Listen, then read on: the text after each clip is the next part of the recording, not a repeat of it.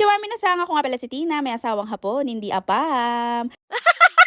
Magpapagupit nga ulit sa akin yung jasawa ko dahil nga ayaw niya magpagupit sa labas. Akala niya makakamura siya sa akin, hindi na libre ngayon. Sa panahon ngayon wala nang libre.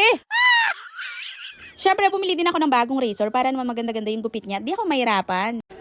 竹本康隆です。よろしくお願いいたします。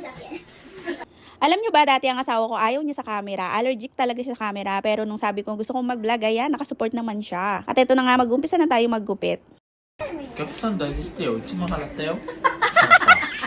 Ang stricto nga ngayon ng customer ko nung nakaraan, wala naman siyang palag kasi hindi man siya nagbayad. あ、1万も払ってるの気がする。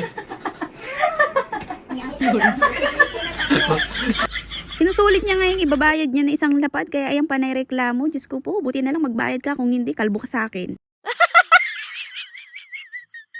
At dahil patapos na, sobrang excited ko nga. Syempre, ko ba naman babayaran ng isang lapad, di ba? Talagang yung tinggil mo ay talagang kikinang. Money, money, money, money, money!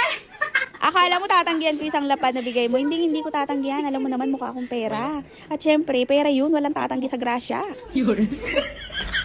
Napakasaya talaga ng nanay pag nakahawak ng pera. Ikaw ba naman isang lapad? 30 minutes lang, diba? Saan ka pa? Dito ko na lagi magpagupit. Kahit okay lang, kahit ako maglinis, walang problema. Habang nag-edit nga ako, napansin ko, laki na pala ng tiyan ko. At eto nga yung bunso ko, ginupitan ko na din kasi nga mahaba na din yung buhok niya.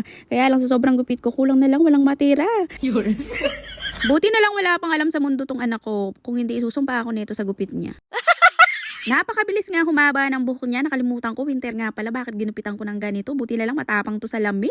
After ko nga maggupit sa dalawa, eto maglilinis serye naman yung nanay. At syempre, lilinisan ko na rin yung razor para matabi ko na. Eto na nga sila, tapos na nga sila mag-opuro. O diba, bagay na bagay sa kanila. Ang linis nila tignan at ang pogi-pogi nila tignan. After nga namin maggupitan serye kanina, eto naman naayos namin yung pinamalengke namin kanina. Bago nga ako naggupit sa kanila, ay namalengke muna kami para naman may kakainin kami ngayong buong linggo. Dati pag namamalengke, sobrang excited gumamalengke, pero ngayon nakakatamad na mamalengke dahil sa sobrang mahal ng bilihin ngayon. Alam nyo ba, hindi lang sa Pinas nagmamahal ang bilihin. Ngayon dito sa Japan, sobrang mahal na rin ang bilihin. Biruin nyo yung 200 na repolyo noon na buo, ngayon is 500 yen na. Ramdam mo talaga yung pagtaas ng bilihin, lalo na pag ikaw yung lagi namamalengke.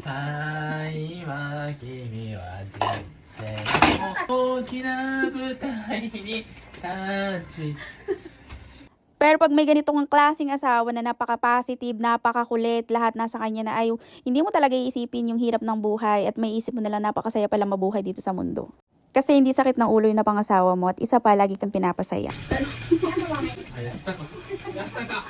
Pagpasensyahan nyo na, ganito talaga kami kakulit sa bahay. Eto nga, nagluluto nga siya ng dinner namin. Habang ako'y nagugas ng plato, nag-aayos siya naman ay nagluluto ng dinner. Hindi na siya kailangan utusan kasi pag day off niya, siya talaga yung gumagawa niyan.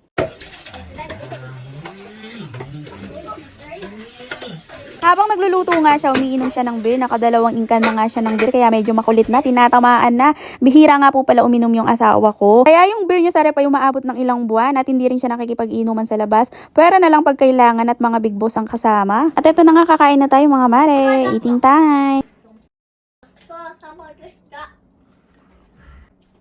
Dito nga nagtatapos ang vlog natin mga mare. Maraming salamat. Matane, nalasing ang aking Diyosawa, natulog sa sopa.